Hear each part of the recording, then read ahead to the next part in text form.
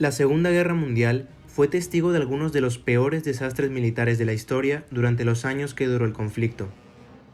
Al ser una guerra altamente moderna, el derramamiento de sangre durante estos desastres nunca antes se había visto a tal escala, sobre todo en el este de Europa, donde la guerra total entre Alemania y la Unión Soviética dejaría una escala de muertes sin precedentes en la historia.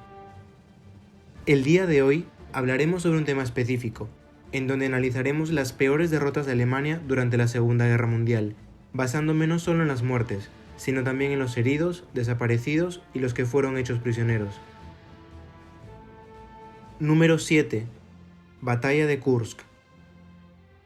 La batalla de Kursk ocurrió entre julio y agosto de 1943 alrededor de la ciudad soviética de Kursk, en el oeste de Rusia, cuando Alemania lanzó la llamada Operación Ciudadela, la respuesta de Hitler a la devastadora derrota del Sexto Ejército Alemán en la batalla de Stalingrado.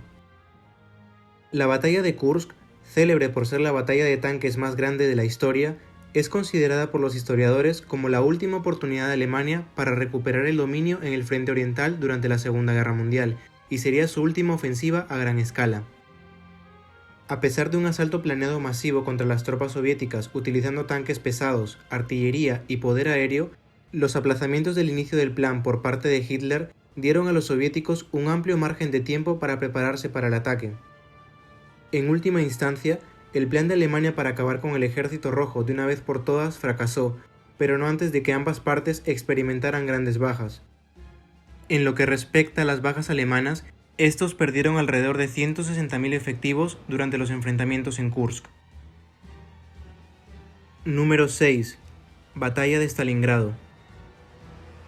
La batalla de Stalingrado fue una brutal campaña militar entre las fuerzas soviéticas contra las de Alemania y sus aliados durante el contexto de la Operación Azul, la ofensiva alemana en el sur de Rusia durante el verano de 1942. Como sabemos, Stalingrado es infame debido a que fue uno de los enfrentamientos más grandes, largos y sangrientos en toda la historia. Los primeros enfrentamientos comenzaron en agosto del 42 y duraron hasta febrero del año siguiente, con la rendición del Sexto Ejército liderado por el mariscal Friedrich Paulus. Durante la batalla participaron alrededor de 2 millones de soldados de ambos bandos, en donde lucharon casa por casa en los suburbios de aquella ciudad a orillas del Volga. Sobre el número de bajas, en esta batalla precisamente son muy cuestionadas, pero generalmente es aceptado que casi 2 millones de personas murieron o resultaron heridas en la lucha, incluidas decenas de miles de civiles rusos que vivían en la ciudad. Por parte de las bajas sufridas por la Wehrmacht, las cifras que se manejan estiman que alrededor de 350.000 soldados perdieron la vida, fueron hechos prisioneros o desaparecieron, tanto en los primeros avances de la Operación Azul como después de la contraofensiva soviética en noviembre del 42. Número 5. La ofensiva del Dnieper. Esta es una de las batallas que está prácticamente ausente de la mayoría de los relatos históricos modernos, a pesar de que fue una lucha masiva que involucró a casi 4 millones de soldados de ambos bandos, siendo considerada como una de las batallas más gigantescas de la historia de la humanidad. Cuando la batalla de Kursk terminó en agosto de 1943, Hitler se dio cuenta de que las fuerzas alemanas bajo el mando del general von Manstein en el sur de Rusia eran vulnerables. Ordenó entonces que se hiciera un muro oriental de preparativos defensivos a lo largo del río Dnieper.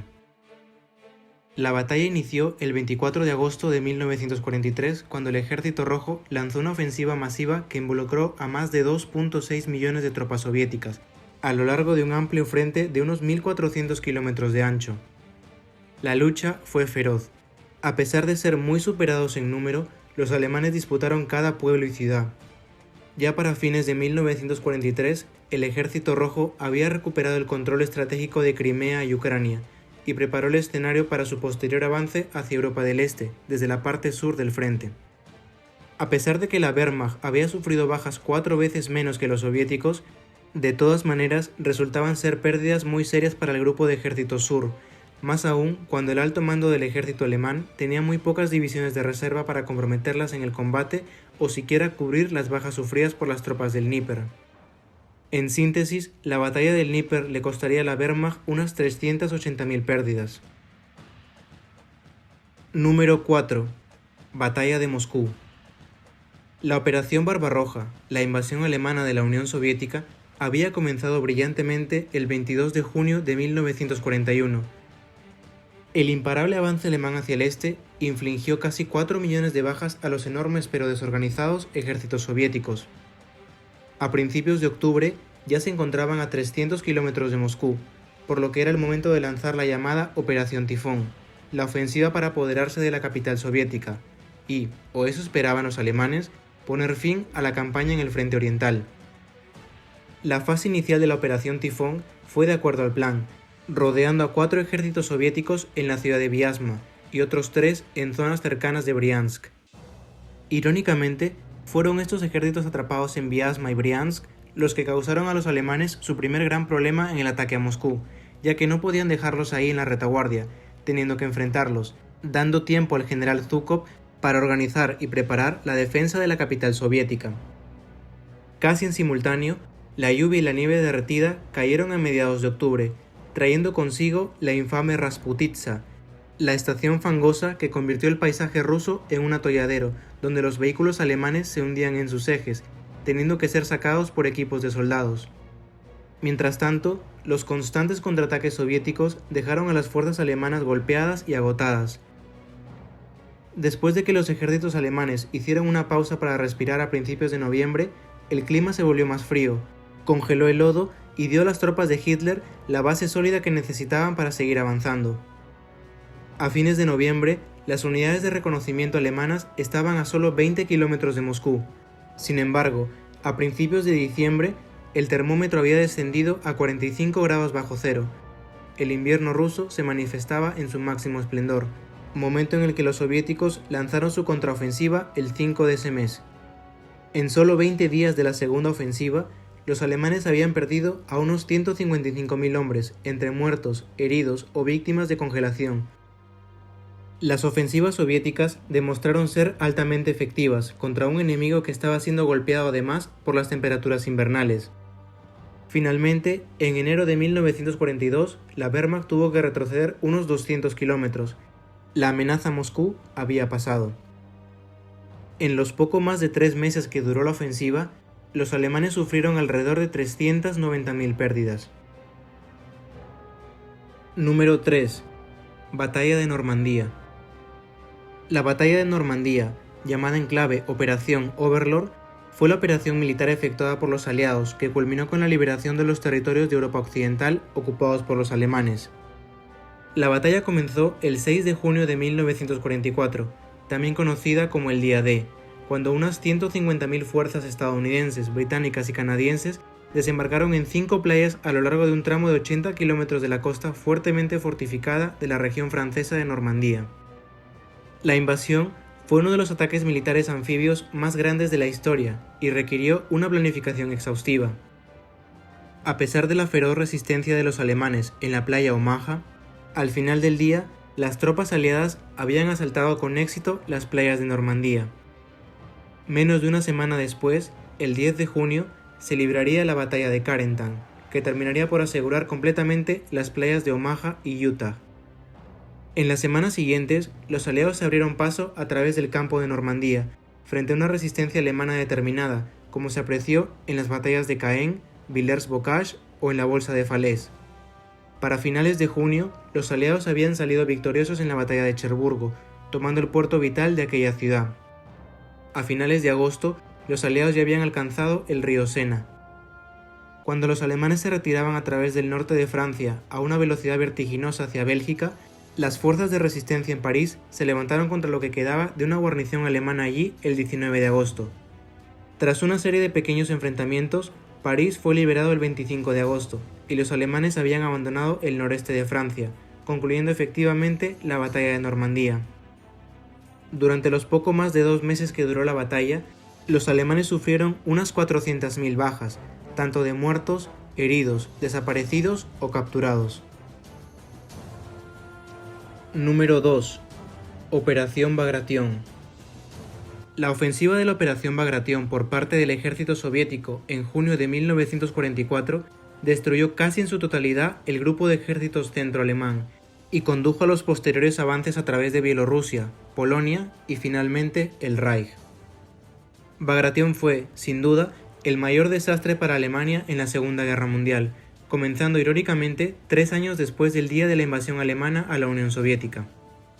El resultado de Bagration mostró el éxito de las operaciones profundas soviéticas, que tenían como objetivo enviar enormes formaciones militares chocando la línea del frente del enemigo en diferentes lugares, a menudo una tras otra en oleadas, con ejércitos de choque fuertemente blindados que atravesaban puntos débiles en la columna vertebral logística de un enemigo en la retaguardia.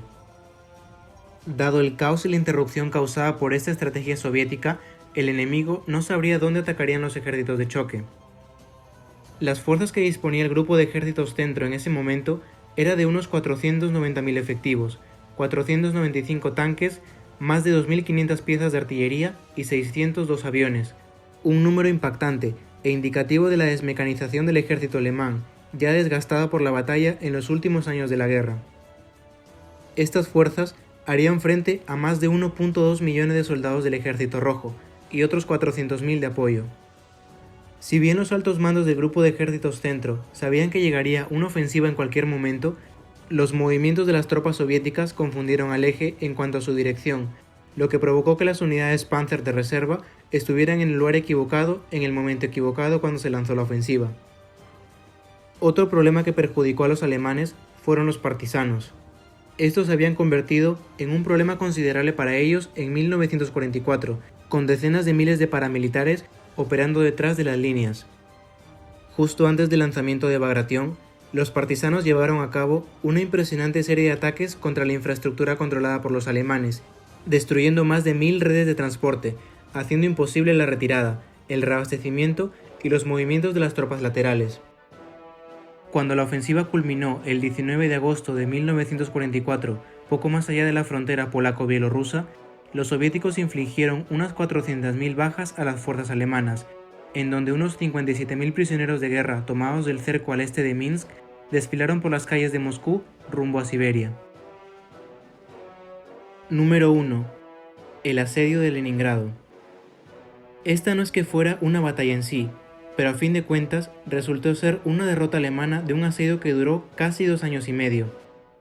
Desde septiembre de 1941 hasta enero del 44, ambas partes sufrieron grandes pérdidas año tras año. No solo los soldados, sino cualquier persona que pudiera, hombres, mujeres y niños, fueron llamados a ayudar a construir protección a lo largo de las fronteras de la ciudad, que disuadiría a los panzers alemanes que se acercaban. Aunque tomó años de guerra feroz y violenta, el ejército soviético y los civiles pudieron detener a los alemanes y evitar la destrucción total de la ciudad. Como es de esperar de una batalla que duró más años que algunas guerras, el número de muertes fue astronómico. Lo más horrible es que más de 1 millón de civiles perdieron la vida como resultado del conflicto. Este número representaba aproximadamente 1/3 de la población local en ese momento. Algunos fueron víctimas de la guerra directamente, otros por enfermedad, congelación o muerte por hambre, ya que las fuerzas alemanas bloquearon la ciudad para evitar que la gente recibiera suministros. Tras el asedio, el ejército soviético también perdió más de 1 millón de vidas, sin incluir más de 2 millones de enfermos o heridos. Por su parte, los alemanes sufrieron en los casi 900 días que duró el asedio de Leningrado unas 570.000 bajas.